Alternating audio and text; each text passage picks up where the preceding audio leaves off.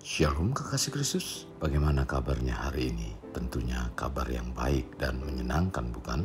Para pendengar renungan melekat dalam Tuhan, hari-hari ini mungkin banyak hal yang sedang mengganggu pikiran dan perasaan. Satu hal yang saya harapkan, tetaplah terus untuk tertanam dalam kebenaran firman Tuhan.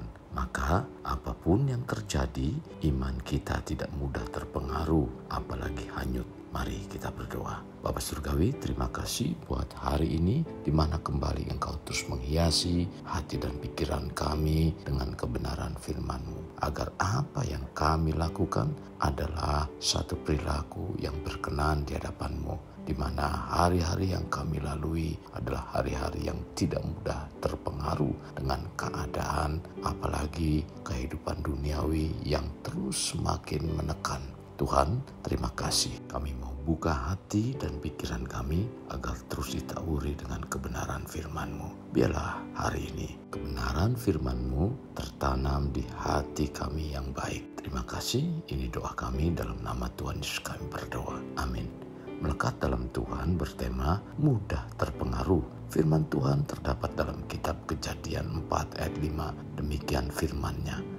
Tetapi Kain dan korban persembahannya tidak diindahkannya. Lalu hati Kain menjadi sangat panas dan mukanya muram. Kasih Yesus, dalam diri manusia mempunyai keinginan untuk mengalami kemajuan atau keberhasilan. Dan itu siapapun orangnya, entah yang mengaku diri sebagai orang desa maupun orang kota.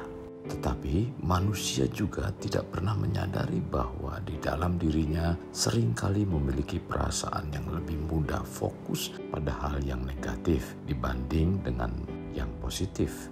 Misalnya, kita mengadakan sebuah pesta di mana dalam pesta tersebut dihadiri oleh banyak orang terdekat dan tiba-tiba muncul seseorang yang melontarkan sindiran menyakitkan mengenai pesta yang kita buat tersebut.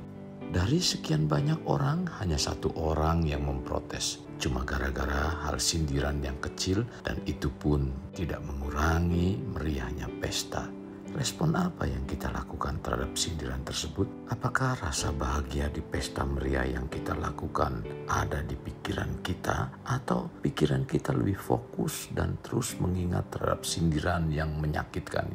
Jadi ketika hal buruk terjadi dalam apapun yang kita lakukan, maka hidup kita akan mudah terpengaruh dan hal buruk tersebut dapat menghancurkan berbagai macam hal indah yang kita alami. Untuk dapat diingat oleh kita, seburuk apapun yang terjadi, jangan biarkan itu sampai merusak hati kita. Bila hal ini terjadi, maka kita akan dibawa kepada suatu persimpangan yang akan membawa kita pada kebimbangan. Itulah pentingnya kita tertanam dalam kebenaran firman Tuhan, supaya kita tidak mudah terpengaruh dalam hal-hal buruk. Dalam Hosea 4 ayat 6 mengatakan, umatku binasa karena tidak mengenal Allah. Karena engkaulah yang menolak pengenalan itu, maka aku menolak engkau menjadi imamku. Dan karena engkau melupakan pengajaran Allahmu, maka aku juga akan melupakan anak-anakmu. Kekasih, apabila kita terlalu fokus pada hal negatif, jelas kurang baik untuk diri kita. Bahkan pikiran kita bisa sangat terpengaruh dengan kondisi tersebut. Kita akan rentan mengalami depresi bila terlalu sering memusatkan perhatian pada hal-hal negatif yang ada di sekeliling kita. Salah satu ciri-ciri orang yang mudah terpengaruh dan terbawa arus adalah kurangnya pengetahuan dan pemahaman. Pengaruh dan arus informasi di sekitar kita dapat memiliki dampak yang kuat pada perilaku dan pemikiran seseorang. Salah satu ciri orang yang mudah terpengaruh adalah kurangnya kemampuan untuk secara kritis mengevaluasi informasi yang diterimanya. Orang-orang seperti ini mungkin tidak memiliki kebiasaan atau keterampilan dalam mengamati, menganalisis, dan mempertanyakan informasi sebelum atau mengambil tindakan. Orang yang mudah terpengaruh cenderung menerima informasi secara mentah-mentah tanpa mempertimbangkan validitasnya. Orang yang mudah terpengaruh juga tidak memiliki landasan pengetahuan atau pemahaman yang memadai, sehingga tidak dapat mengenali atau menguji lebih dalam akan kebenaran informasi yang diberikannya. Jadi mudah terpengaruh bukan kurangnya pengetahuan, tetapi Alkitab dalam Hosea 4 ayat 6 ini dengan jelas mengatakan karena ketiadaan pengenalan pribadi akan Allah. Dengan menolak untuk mengenal Allah, sama halnya menghancurkan diri sendiri. Hal ini bukan karena pengenalan itu tidak tersedia.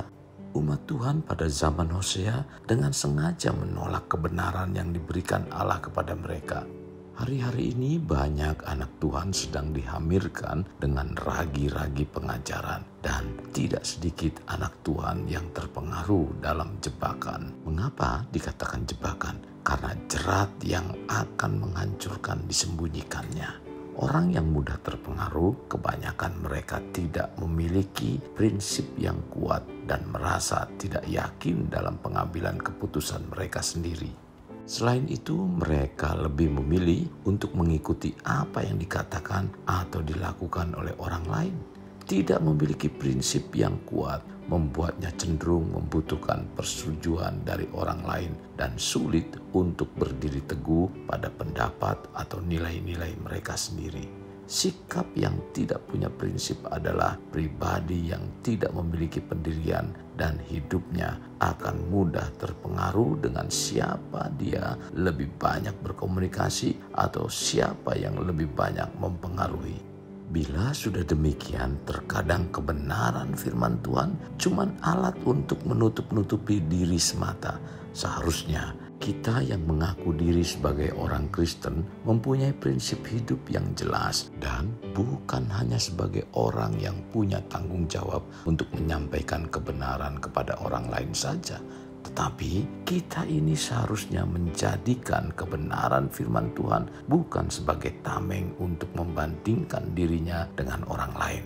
Bila kebenaran firman Tuhan hanya sebagai tameng, maka kita sebagai orang Kristen akan memiliki sikap hidup seperti orang Farisi, mencari tahu bukan untuk dilakukan, tetapi untuk menghakimi dan merasa diri sendiri itu paling benar.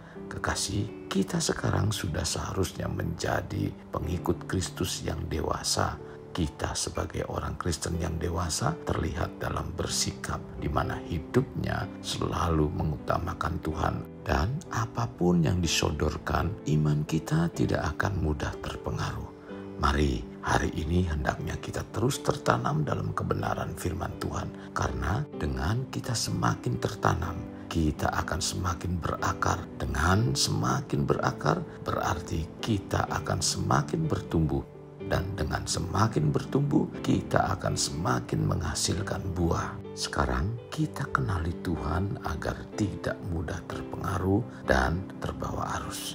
Kekasih Kristus, mari kita alami terobosan hidup. Untuk mengalaminya, mulailah dengan mengenal prinsip-prinsip kerajaan Allah serta menjadi warga kerajaan. Kita berdoa. Bapa Surgawi, terima kasih buat kebenaran firman-Mu. Hari ini sungguh sangat memberkati iman percaya kami. Biarlah Tuhan, kami terus semakin dibawa untuk mengenal Engkau, semakin tertanam di dalam Engkau Tuhan. Karena dengan demikian, iman kami tidak mudah terpengaruh oleh keadaan-keadaan yang ada. Kami bersyukur Tuhan buat kebenaran firman-Mu. Dan ampuni kami Tuhan ketika kami lalai dalam menjalankan kebenaran firman-Mu. Biarlah Tuhan lewat Roh Kudus kami dimampukan, dikuatkan untuk kami terus menjalankan dan melakukan kebenaran firman-Mu. Terima kasih Tuhan Yesus. Ini doa kami yang kami alaskan dalam nama Tuhan kami Yesus kami berdoa. Amin. Kasih Kristus, mari kita akhiri dengan mengedahkan kedua tangan kita.